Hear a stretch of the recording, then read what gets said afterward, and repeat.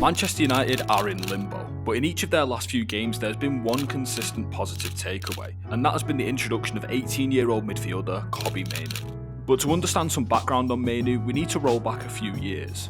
The Stockport-born central midfielder joined Manchester United back in 2014 when he was just 9 years old. From here, it only took him 6 years to make his first start for Manchester United's under-18s back in October of 2020, and this momentum carried him right the way through up until last season, which is where his career took a seriously big step. He would go on to play 31 games in all competitions, scoring 4 times and assisting twice, and it was this form that would ultimately earn him the Jimmy Murphy Young Player of the Year. It was clear that Erik ten Hag rated Kobbie Mainoo highly, whether that was determined by Kobbie Mainoo getting his first appearance against Charlton in the EFL Cup, coming on for 5 times Champions League winner Casemiro, or whether it was ten Hag giving Mainoo a direct pep talk after bringing him with the Manchester United squad for the EFL Cup final. But it was his performances alongside the likes of Alejandro Garnacho in the FA Youth Cup which not only won Manchester United the competition, but put the players on a career-changing trajectory. And at the beginning of the pre-season tour, he would be given 4 starts out of the 4 games that he was available for. He would play a total of 141 minutes, registering 118 touches,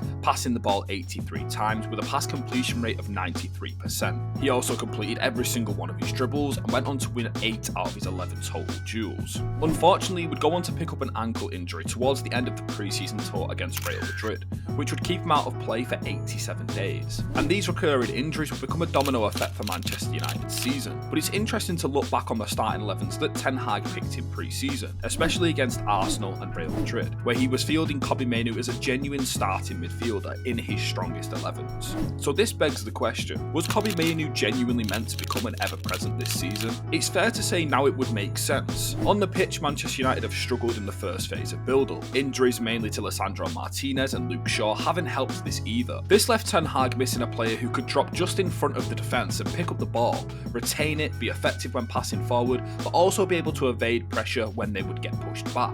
But because of the lack of this profile in the Manchester United squad, it often left them playing direct football at times. But it just so happens that these scenarios are Kobbie Mainoo's bread and butter. The build-up for Garnacho's stunning overhead kick goal at Goodison Park is probably the best way to illustrate the use of Erik ten Hag's deepest midfielder. We can see how they've created the 2-3 build-up shape with Mainoo sitting as the deepest midfielder. He receives the ball and turns on it to drag away the Everton forward press to free up enough space for Victor Lindelof to receive the ball in space. And because of the time he now has on the ball, he can launch a cross-field pass to Marcus Rashford. And when you watch these actions, it's clear to see why Erik ten Hag wanted a player of Frenkie de Jong's skill set at Manchester United, because this is what that skill set offers you. The confidence and bravery in himself, not just to want the ball all the time, but also when he's on the ball to decide what the game demands. Yes, he can play it simple and retain the ball from left to right, but he can also drop the shoulder, spin and play the ball forward. Even though his abilities may seem to shine more when he's receiving the ball just in front of the centre halves, he has a lot more tools than just this.